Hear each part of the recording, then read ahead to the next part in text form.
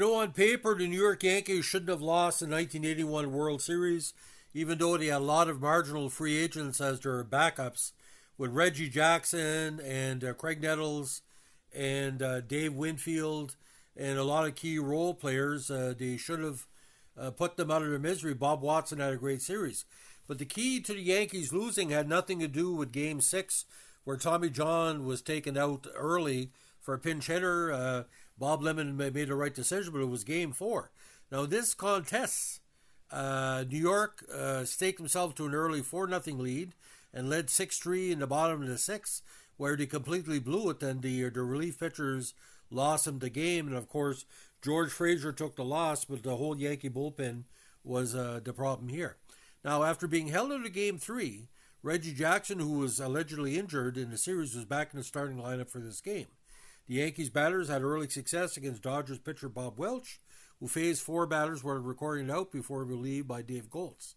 Willie Randolph led the game off with a triple and scored on a Larry Milbourne double. Now, Larry Milbourne was replacing Bucky Dent, and he did a really good job in this series. Dave Winfield walked in one of the few times he made it on base in the series, and Jackson singled before Goltz gave up a sacrifice fly to Bob Watson. Randolph then smashed a 2-out solo home run in the second, and Rick Cerrone batted in a run with a single in the third for a 4-0 Yankee lead. But the Yankees were leaving a lot of people on base. He loaded the bases twice in the first 3 or 4 innings, which led, of course, to the debacle later on that allowed the Dodgers to come back. Now, Yankees starter Rick Russell that had problems of his own. He allowed an RBI single to Davey Lopes and an RBI ground out to Ron Cey in the third, before leaving in favor of Rudy May. May then gave up a double to Steve Garvey and an RBI single to Cey in the fifth, but the Yankees countered with 2 in the sixth on RBI singles by Oscar Gamble and Watson off Tom Needenford. Watson's hit was a sinking liner that Dusty Baker attempted to catch, but it was ruled a trap.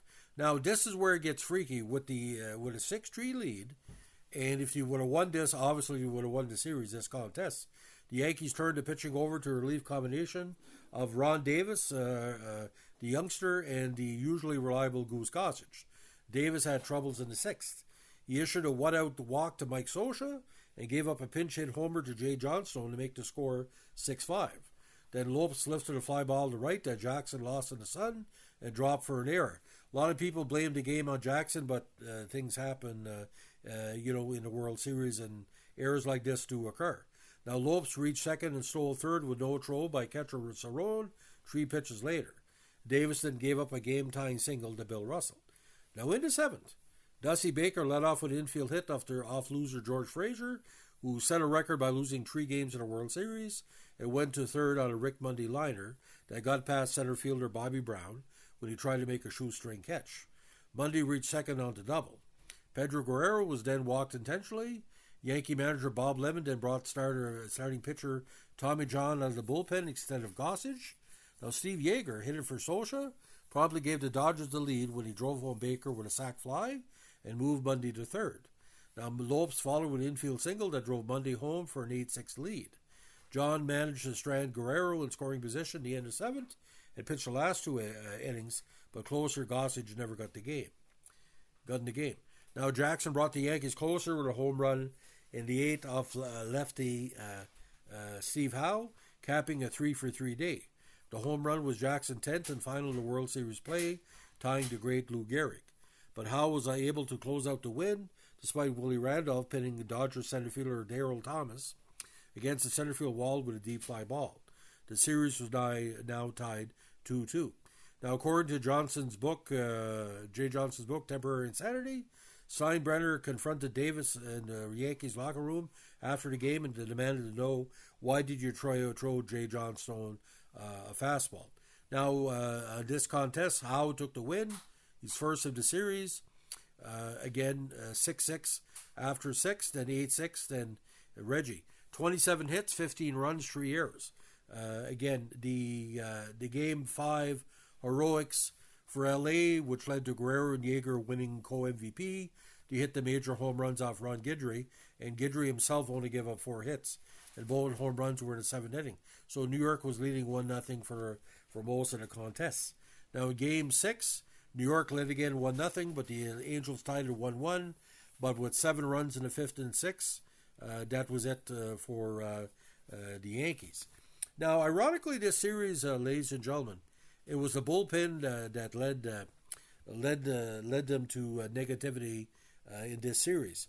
Although their normal starters would hit a lot, it was kind of piecemeal. I don't know what Lemon was thinking, not bringing Gossage in, because he may have needed Tommy John to pitch in Game 6 or Game 7, which he did. He pitched in Game 6. Now, this was the end of the last Yankees dynasty at that time, before the ones in the 1990s. The Yankees lost Reggie, who left in free agency, Craig Nettles, who was traded to the Padres in '84, and Gossage was also left in free agency in '84, also to the Padres, only to play once more with them in '89, and Tommy John was traded away to the Angels in '82 before returning in '86.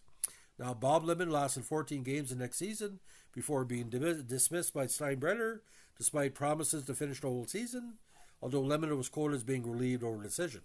The franchise would not reach the postseason again until '95, which included 9 different managers at the helm for the Yankees, such as Billy Martin, who was rehired and refired 3 times from '83 to '88, having led the Yankees to victory against the Dodgers in the '77 World Series. Now, despite worthy play for Winfield and Manley, who debuted in '82. Incidentally, Steinbrenner's growing irritation with Winfield would soon lead to a 3-year ban from baseball and Winfield's subsequent trade to the Angels. Now, the lone World Series appearance in the '80s meant it was the first decade when the Yankees did not win a title since the 1910s, and the first ever since the live ball era, which would not happen until the 2010s. And of course, the Dodgers dismantled after the season, where everybody left.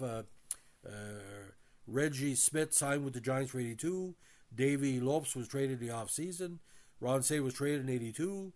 Garvey led for the Padres in '83, who made the World Series in '84. This also marked the end of the 80-and-a-half-year Dodger infield of Garvey, Lopes, Russell, and Cey.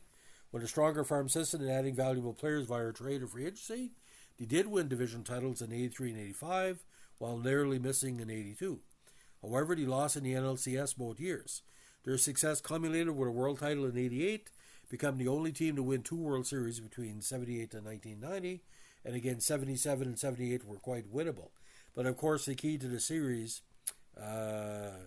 was Fernando Valenzuela, who notably threw 147 pitches in the Dodgers' Game 3 victory, and was one of the Dodgers' most prominent players during the '81 season, and unfortunately died shortly before the rematch, some 43 years later, before the 2024 Dodgers-Yankees World Series set. The Dodgers afterwards announced plans to pay tribute to Valenzuela at the 2024 series. The Dodgers celebrated their World Series victory on what would have been Fernando's 64th birthday. So again, a very interesting Game 3, and usually, Game 4, which will often determine series. I watched the whole series, ladies and gentlemen.